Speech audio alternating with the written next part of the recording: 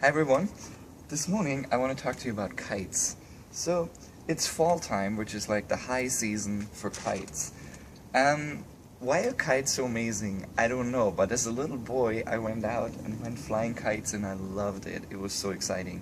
Even when you watch Mary Poppins, like Walt Disney even dedicated a whole song to a kite, and it's actually really fun. But what do you need to actually fly a kite? First of all, you need a kite, which we have here, which is pretty awesome. And then second, you need a string. Because if you don't have a string where you put the kite on, the kite will just take off and like fly wherever. Number three, you need a person that actually holds the string. Because if you don't have anyone holding the string, the kite will just like take off and like land on the ground and do nothing. And then the fourth is, and that's the most important one, and that's why you want to do it in the fall, is the wind. Because if you don't have wind, your kite's not doing anything. It's just laying on the ground and you can do whatever you want. You can run and pull it, but that's pretty much it. Without wind, your kite doesn't do anything. But kites are also a great parable of us in our Christian faith. First of all, if we look at the kite is us, pretty much as a person. So, if we want to soar, we need three things. First of all, we need the string. And let's just use as an example, the string is Jesus. Because the string connects us with the Father. And then number two, we need the Father, which is like the one that holds the string.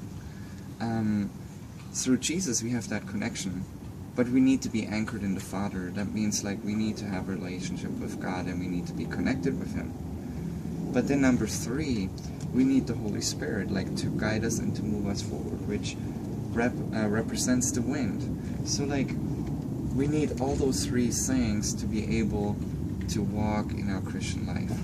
We need the connection to the Father, which is Jesus. We need the Father to be anchored in, and then we need the Holy Spirit to make us soar. If you don't have those three things, you will eventually crash because you're not connected to the Father and the Son and the Holy Spirit. And one other thing that's really important, to soar as a kite, you have to stretch out your arms. Without stretched arms, you're not in control. Actually, the Father's in control. And you have to trust God, you have to trust Jesus, you have to trust the Holy Spirit, whatever they lead you to do. And I think that's a big thing for us to think about. Because when we come with open arms, God can actually use us. God can actually do things through our lives. If we have them closed like this, it's not going to work. That would be the same with a kite. If a kite is folded up, it's not going to fly, it's not going to do anything, right? And it's the same with us. If we are holding on very strongly to everything we want, it will not gonna work. It will not work. So we need to have open arms to what God is calling us to do.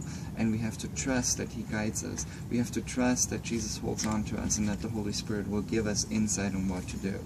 And that the Father will give us the strength to do it.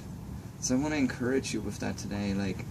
Think about every time you see a kite, about your walk with Jesus and with God, and how much you need to be anchored in them, because it will change your life. Have a wonderful week, and God bless you. Bye.